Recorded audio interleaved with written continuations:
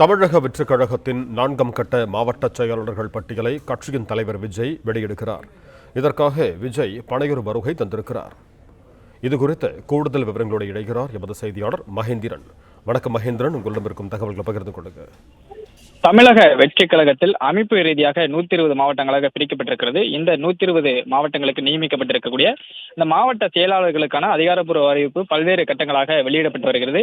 அந்த வகையில் ஏற்கனவே 3 கட்ட மாவட்ட செயலாளர்கள் பட்டியலை கட்சியின் தலைவர் விஜய் பனையூர் அலுவலகத்திலிருந்து அந்த மாவட்ட செயலாளர்களை நேரில் அழைத்து பேசி வெளியிட்டிருந்தார். இன்று 4ஆம் கட்ட மாவட்ட செயலாளர்கள் பட்டியலை வெளியிடுவதற்காக தற்போது கட்சியின் தலைவர் விஜய் பனையூர் அலுவலகம் வந்திருக்கிறார். இன்று குறிப்பாக சிவகங்கை, சேலம் உள்ளிட்ட 19 மாவட்டங்களில் மாவட்ட செயலாளர் பட்டியல் வெளியாகும் என்று எதிர்பார்க்கப்படுகிறது. ஏற்கனவே கோயம்புத்தூர், சென்னை, தருமபுரி, கிருஷ்ணகிரி உள்ளிட்ட பல்வேறு மாவட்டங்களில் அமைப்பு ரீதியாக பிரிக்கப்பட்ட அந்த 57 மாவட்ட செயலாளர்கள் பட்டியலானது அதிகாரப்பூர்வமாக வெளியிட்டு அவர்களுக்கு மாவட்ட செயலாளருக்கு தேர்ந்தெடுக்கப்பட்ட சான்றிதழையும் வெள்ளி நாணயத்தையும் பரிசாக விஜய் வழங்கியிருந்தார். அதே போன்று இன்றும் இந்த 4ஆம் கட்ட மாவட்ட செயலாளர் பட்டியலும் வெளியிடப்பட இருக்கிறது.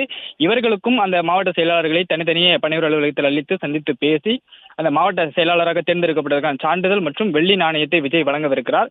இந்த ஆலோசனை கூட்டத்திற்காக மாவட்ட செயலாளர் பட்டியலை வெளியிடுவதற்காக தற்போது கட்சியின் தலைவர் விஜய் பனையூர் அலுவலகம் வருகை தந்திருக்கிறார்.